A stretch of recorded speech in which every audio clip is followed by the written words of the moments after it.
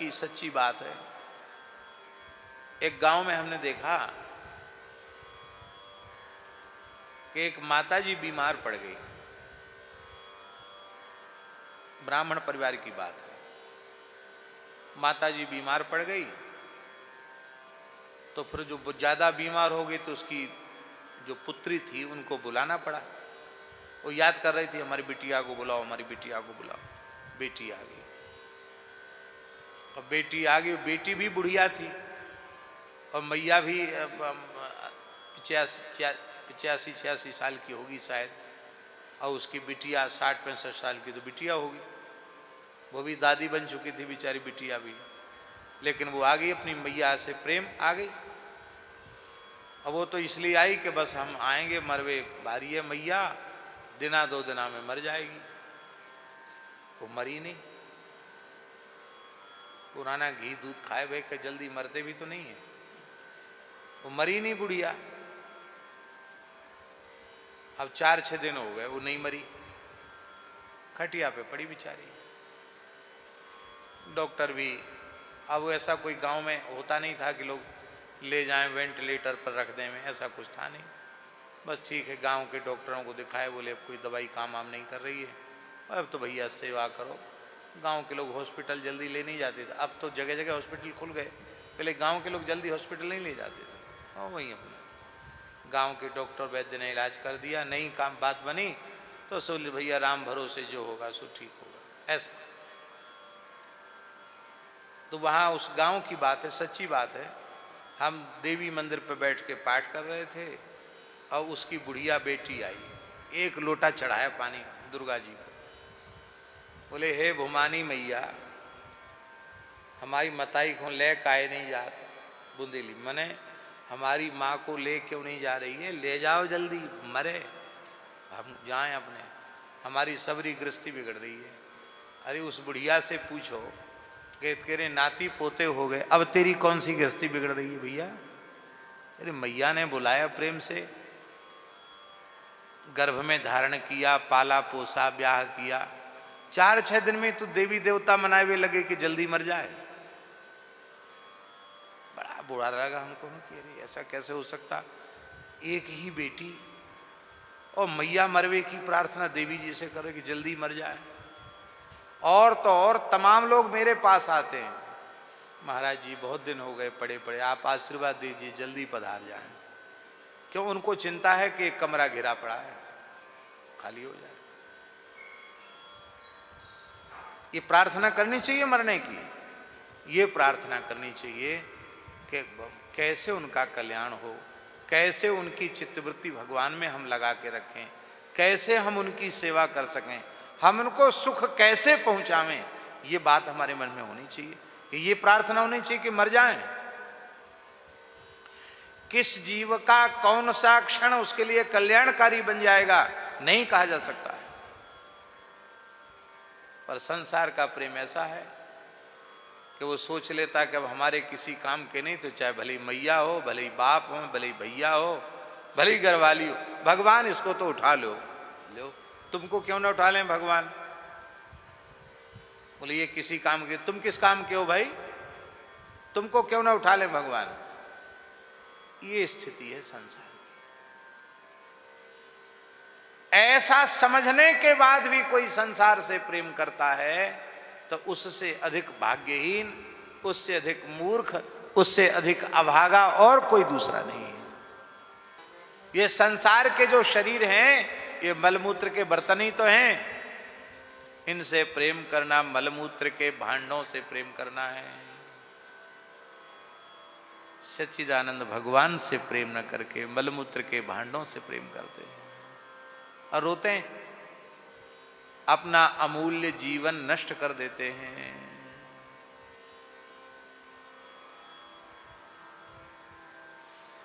एक परिवार में एक बालक था, वो बहुत संस्कारवान था। ये कथा हरिराम बाबा के द्वारा सुनाई हुई कथा हम आपको सुना रहे हैं। बहुत संस्कारी बालक था। वो कोई पूर्व जन्म का योग भ्रष्ट था, अपने मैया बाप का अकेले ही था।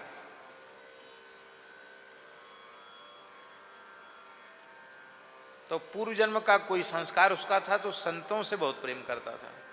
जंगल में महात्मा लोग रहते थे, वहाँ चला जाता, वहाँ जाकर सब जगह झाड़ू लगाना, गैया का गोबर उठाना, कोई बूढ़े महात्मा हो उनकी सेवा कर देना, बर्तन मांज देना।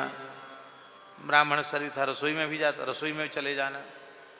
लेकिन अब मैया बाप बेचारे कहा करें, मैया बाप सोचते एक ही है, ज़्यादा कुछ कहेंगे छोड़ के भग जाएगा, तो कुछ कहते नहीं, क्योंकि कहने का उस पर कोई असर नहीं था। अंत में लोगों ने कहा कि भैया ऐसा करो, इसका ब्याह कर दो, ब्याह कर दो तो फिर कुछ न कहीं अटक जाएगा, बंधन में आ जाएगा, फिर कुछ जिम्मेवारी कंधों पे आएगी तो कुछ करेगा। अभी तो ऐसी बाबाजियों पे भग जाता, चला जाता। तो घेर घार के उसका ब्याह कर दिया। घेर घार के मतलब उसका बिल्कुल मन नहीं था, जबरदस्ती ब्याह कर दिया। लेकिन वो तो महाराज जैसी पहले की आदत वैसी आदत, वो तो उठे अपने चला जाए महात्माओं के यहाँ, और तो और नज़र बचा के कोई सामान वहाँ पहुँचाना हो तो पहुँचावे, क्यों मैया बाप राजी नहीं होते थे।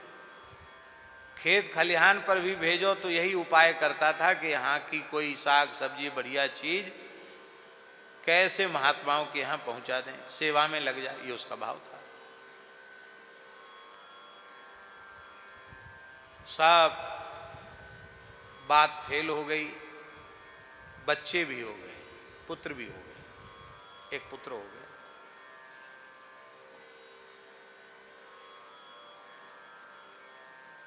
अब वो स्थिति क्या बनी कि अब जब बेटा हो गया तो कुछ दिन बाद अब कलह घर में शुरू हुआ। अब बाप कहता है कि अब तुम बेटा नहीं हो, अब तो तुम खुद बाप बन गए हो, तो हम कब तक रहेंगे, अब तो तुम अपना संभालो। वो कहता कि पिताजी आप भी भजन करो, अब तो आपसे संभलता हो संभालो, नहीं संभलता हो मत संभालो, राम जी सबका भला। अरे तो हमको ब्रह्म ज्ञान दे रहा है? राम जी रोटी खिलाने आ जाएंगे। घर में कलह होने लग गया। माता पिता एक पक्ष में, उसी मतलब स्वार्थी है ना संसार, कोई कमी नहीं थी घर में, लेकिन सब बोले खाने के लिए तो तुम तैयार हो, काम यहाँ का करते, काम वहां जाके करते। तो घर में अब ज्यादा कलह शुरू हुआ तो उसने ज्यादा समय वहां बिताना शुरू किया। तो जितना वहां समय ज्यादा बितावे उतना यहाँ ज्यादा कलह हो। एक दिन बड़ा परेशान हो गया। उसने कहा महाराज क्या बताएं, बड़ी समस्या है। क्या समस्या है? बोले समस्या ये है कि पहले तो कुछ चैन था घर में, अब तो मुश्किल है। बार बार पिताजी कहे तू बाप बनेगा, बाप बनेगा, तो बड़ी बड़ी आफत आ गई, बड़ा पाप कर दिया जो बाप बन गया। हम क्या करें, हम तो ब्याह ही नहीं करना चाहते थे, अब चक्कर में फंसा दिया, पर क्या करें महाराज। महात्मा ने कहा कि अब हमसे यदि पूछो तो हम तो गीता जी का सूत्र बताएंगे, संन्यासे सर्वथा सुखम त्यागात् शांतिरनंतरम। पद्म पुराण भागवत महात्मा में लिखा है, रे मुंचाद्य कुटुम्बासाम संन्यासे सर्वथा सुखम। पिताजी तो उनमें वैराग्य है नहीं, वो तुम कितना कहोगे भजन की, वो भजन करने वाले हैं नहीं, भजन के संस्कार उनके नहीं, भजन करेंगे नहीं, वो तो मरते दम तक संभालेंगे। और लड़का हो ही गया है तो वंश तो चली जाएगा, तुम उनको छोड़ आओ, फूटी कौड़ी भी मत लाओ घर से। बड़े अच्छे संपन्न परिवार का बालक था। फूटी कौड़ी भी मत लाओ, चले आओ, भजन करो, यहाँ यहीं मन लगता तो यहीं रहो, करो प्रेम से ब्राह्मण बालक को भजन करो, सेवा करो। आप देखो मोह तो मोह होता ना। फिर बोला महाराज अब क्या कहें, मेरी घरवाली तो बड़ी पतिव्रता है, बड़ी, वो तो कभी झगड़ा नहीं करती है, लेकिन मैं जैसे ही घर छोड़ा नहीं कि वो तो मरी जाएगी। नहीं नहीं कोई मरेगा नहीं। बोले छोटा बच्चा, वो मर जाएगी तो छोटे बच्चे का क्या होगा? छोटा बच्चा भी तो नहीं रहेगा, दूध पीने वाला बच्चा है, वो कैसे रहेगा, वो भी मर जाएगा। फिर मेरी मैया तो प्राण दे देगी मेरे लिए, मेरे पिताजी अकेले क्या करेंगे, फिर तो पिताजी भी मर जाएंगे। क्या करें, ये मोह जो है बंधन तोड़ने नहीं दे रहा है, फिर कैसे काम चलेगा। अरे हम कुछ भी है, जब तक पिताजी नहीं है तब तक ठीक है, पिताजी हैं तब तक ठीक है, पिताजी नहीं रहेंगे तो आखिर तो हमको करना पड़ेगा, हम करेंगे ही। अब हम भी बाबा जी हो जाएं और पिताजी भी, तो इसका क्या होगा। महात्मा बोले देखो ऐसा है, हम ये नहीं कहते कि तुम बाबा जी बन जाओ, लेकिन ये भ्रम अपने मन से निकाल दो कि हम नहीं रहेंगे तो क्या होगा। मर के देख लो, कोई काम रुक जाए तो। तमाम लोग मर गए इस बीमारी में, किसी का कोई काम रुका? संसार का काम रुकता है क्या? रुकता तो है नहीं, वो तो चल रहा है, चलेगा।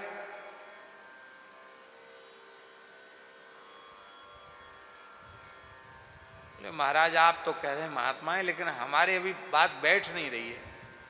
तो बोले ठीक है, हम तुमको एक जुक्ति बताते हैं। तो योगी महात्मा थे, उन्होंने एक ऐसी कुछ क्रिया बता दी, उस क्रिया में आदमी का श्वास चलना बंद हो जाए, नाड़ी वाड़ी सब बंद हो जाए, और आंख खुली की खुली रहे, वो देखे सब, सुने सब, पर देखने में लगे कि मुर्दा हो गया, मर गया ये तो आदमी। तो ऐसा ही एक दिन वो धीरे धीरे साधना करते करते वो क्रिया करना उसको आ गई। एक दिन उसने वही नाटक किया, मर गया, मरा नहीं था तो जिंदा, अपने प्राण ब्रह्मांड में चढ़ा लिए, ऐसे हो।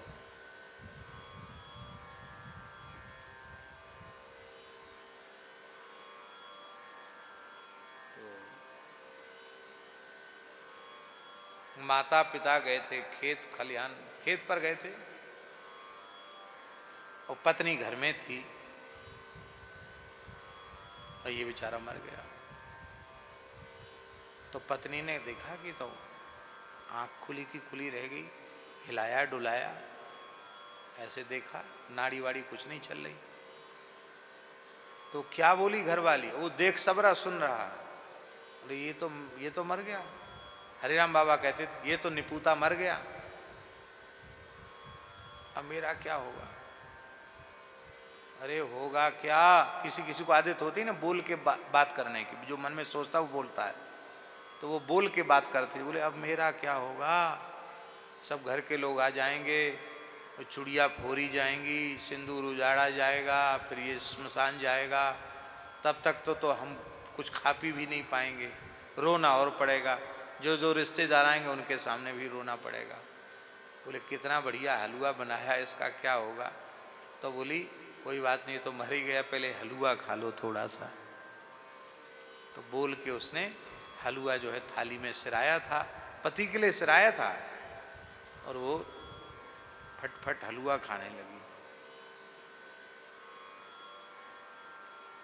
वो कुछ अंगूठी वगैरह सोने की थी, उसको भी धीरे से उतार लिया, क्योंकि मैं तो अब पता नहीं यहाँ रह पाऊंगी कि नहीं इस घर में, ये तो चला जाएगा सोना वोना। तो चैन फैन और जो कुछ था वो निकाल के रख लिया उसने। अब उसने बहुत ध्यान से सुने, बड़ी बढ़िया बात सुना रहे हैं, उसने दांत पर सोना मढ़ा रखा था, तो लोभ और बढ़ गया। तो उसने सोचा कि धीरे से इसको भी एक लोढ़ी से दांत को तोड़ लें, इतना सोना क्यों बेकार में जलेगा, इतना क्यों चला जाए सोना।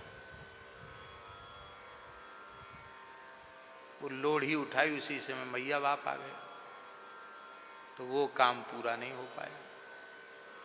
आकर देखा तो ओ माथा पटक के रोने लगी, हाय मैं तो मर गई, ये हुआ वो क्या हुआ, देख लो इनको क्या हो गया। अरे राम राम, सब पछाड़ खा के गिरे, पूरे गांव में कोहराम मच गया, आदमी मर गया बजा बेचारा।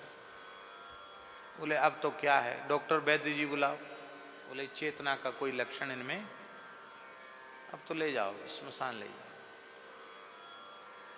अब वो देख सब रहा है, सबकी सुन रहा है, देख रहा है, बस निश्चेष्ट पड़ा हुआ है। इसी बीच में संध्या का समय था, लोगों ने कहा भैया सूर्यास्त के पहले फूंक दो, सूर्यास्त के बाद जलाना भी नहीं चाहिए, फूंक दो। महात्मा तो जानते ही थे कि वो उसने पहले से निश्चित था कि तुम नाटक करोगे। बोले महाराज जरूर जला देंगे। बोले कोई बात नहीं, हम वो क्रिया से तुमको उतार भी देंगे, ठीक भी कर देंगे, और बोध संसार का तुम्हें हो जाएगा। महात्मा जी आ गए। अरे अरे महात्मा कैसे आए? अरे इन्हीं बाबा जी के पास तो जाता था, बचपन से जाता था। महात्मा बोले हाँ क्या कहें, बहुत संस्कारी था, बड़ा भगत था, बहुत सेवा करता था, क्या करें, हम तो वैसे किसी के मरे गिरे में जाते नहीं, लेकिन क्या करें, अब हमको भी रोना आ रहा है। हम लोग महात्मा हैं, घर द्वार छोड़ दिए, किसी के लिए रोते नहीं है, इसके लिए रोना आ रहा है। क्या हुआ, कैसे मर गया, सबसे पूछा। बोले कुछ नहीं, कोई हाल ही नहीं, बीमारी नहीं, कोई ताप तिजारी कुछ नहीं, बुखार कुछ नहीं आया, ऐसे ही मर गया अभी तो। अरे राम राम, बड़ा बुरा हुआ। अब क्या, अब तो संस्कार करना पड़ेगा। महाराज हमारा तो घर लुट गया, हमारा घर उजड़ गया, अब क्या होगा? देख लो महाराज, क्या नई बहू है, छोटा सा बच्चा गोद में खेलने वाला, क्या होगा? हम लोग वैसे तो बूढ़े नहीं, अब बूढ़े जरूर हो गए इसके मरने को, अब हमारा क्या होगा? महात्मा बोले भाई देखो बात ऐसी है, आप लोग चाहें तो मैं इसको जीवित कर सकता हूँ। महाराज इससे बढ़िया और क्या होगा, इससे अच्छा क्या होगा, लाओ एक कटोरा पानी लाओ। पानी आ गया, पानी को उस बच्चे को ऊपर ऐसे से घुमाया, बुड़ बुड़ बुड़ बुड़ बुड़ बुड़ बुड़ बुड़ बुड़ बुड़ बुड़, कुछ मंत्र पढ़े, मंत्र कुछ नहीं, ऐसे बुड़ बुड़ बुड़ बुड़ बुड़ किया। करने के बाद कहा अब इसकी बीमारी इस कटोरे में आ गई, अब जैसे ही ये जल जो पिएगा वो तो तत्काल मर जाएगा, इसी स्थिति में पहुंच जाएगा, ये जीवित हो जाएगा। आप लोगों का पुत्र है, आप लोग इतना प्रेम करते, हृदय का टुकड़ा है, कोई बात नहीं, आप लोगों में से जो ज्यादा प्रेम करता हो वो पी ले। सो ही सबका रोना गाना बंद हो गया। पिताजी से कहा कि आप पी लो, कोई बात नहीं, ये तो कम से कम संभाल लेगा घर। बोले देखो बड़े जतन से तो हमने खेती संभाली, धंधा संभाला, मकान बनाया, मरने के लिए नहीं बनाया, सीधी सी बात है। हाँ, हम मेहनत करेंगे, पोते को तैयार करेंगे, उसका शादी ब्याह करेंगे, और हम मर जाएं ये हम क्यों, ये तो निकम्मा है, किसी काम का नहीं।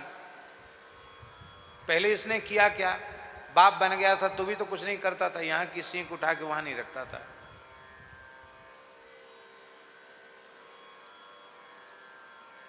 पिताजी ने साफ मना कर दिया, हम नहीं मरेंगे, क्यों मरे हम इसके लिए।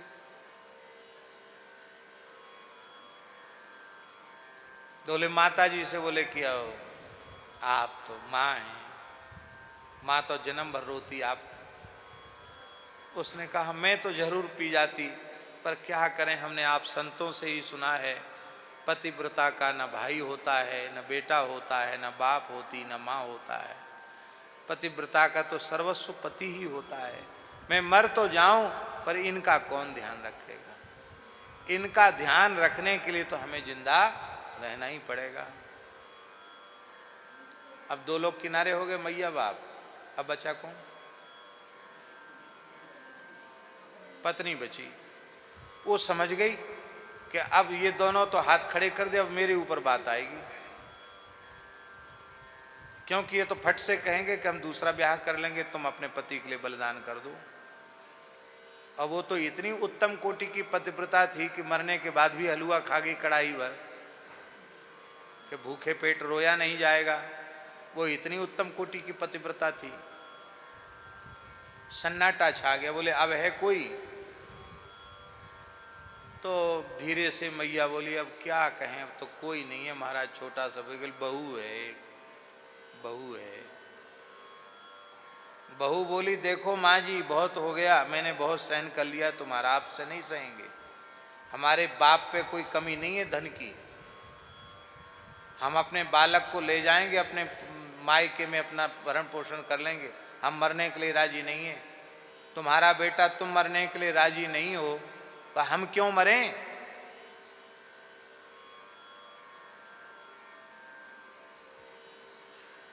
अब बुरा नहीं मानना, तुम अपने बेटे का दूसरा ब्याह करने की सोचते हो, हमारा दूसरा ब्याह नहीं हो सकता, मेरी उम्र ही क्या है।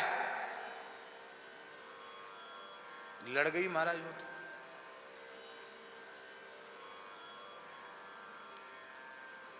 महात्मा बोले और कोई इसके मित्र हो, गांव का कोई व्यक्ति हो।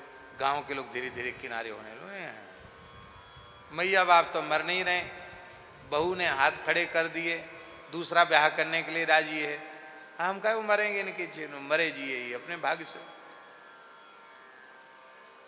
महात्मा ने कहा मेरे आगे पीछे कोई रोने वाला नहीं है। यदि आप लोग कहें आपका पुत्र वापस आए, मैं ही पी। अरे महाराज क्या कहना, आपसे जितना उदार हृदय, दयालु, करुणामय महाराज धन्य है। पर स्वार्थ के कारण संतन धरा शरीर, पर उपकार वचन मन काया, यही तो संत का स्वरूप है, संत का स्वभाव है। महाराज आप तो बड़े परोपकारी, बिल्कुल सच्ची बात है। कोई आगे पीछे, आप तो क्या है राम राम करके मरेंगे, भगवान के पास जाएंगे। आप पी लो, वो आपको पीना भी चाहिए। क्यों? क्योंकि ये सबसे ज्यादा आपकी ही सेवा करता था।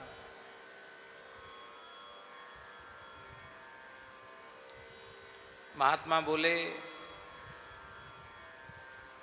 एक बात है, वैसे तो हम शायद बच भी जाएं, कोई पता नहीं, कोई ठिकाना नहीं, क्यों हमारे गुरु की कृपा हमारे ऊपर है। हो सकता हम बच जाएं, झेल जाएं इस विपत्ति को। लेकिन एक बात है, ये लड़का तुम्हारे पास नहीं रहेगा, ये छोड़ के चला जाएगा।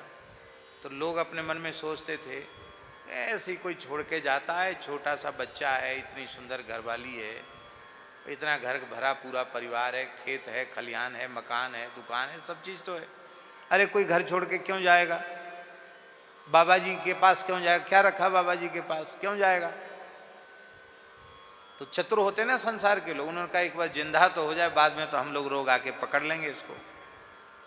अच्छा महाराज कोई बात नहीं, जिएगा तो सही, हम देखते तो रहेंगे इसको।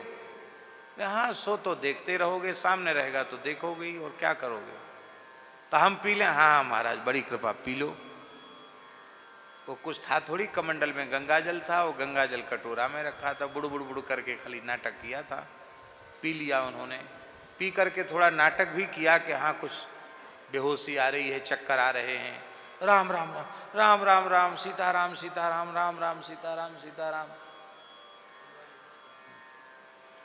राम राम सीताराम, राम राम राम राम सीताराम सीताराम। बच गए, मरते मरते बच गए। और उस लड़के पर हाथ फेरा, वो तो ठीक था ही, ठीक हो गया। उसने न मैया की ओर देखा, न बाप की ओर देखा, न गृहिणी की ओर देखा, न पुत्र की ओर देखा, चल पड़ा।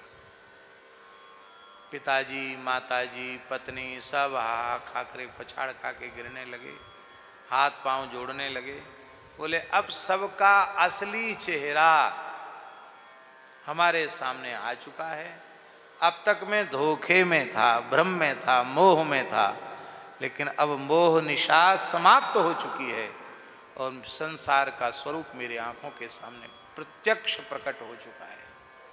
इसलिए अब मैं एक क्षण यहाँ रुक नहीं सकता, और चला गया। तो बाबा ये कथा हमको सुनाते थे बचपन में, कहते देखो पंडित जी ऐसे तुम मोह के चक्कर में मत फंसना, साधु बन जाना, ऐसा बोलते थे बाबा। ये कथा सुनाते थे हरे राम बाबा, कई बार सुनाई, बड़े अच्छे ढंग से सुनाते थे, उनके मुंह से बड़ी अच्छी लगती थी ये कथा।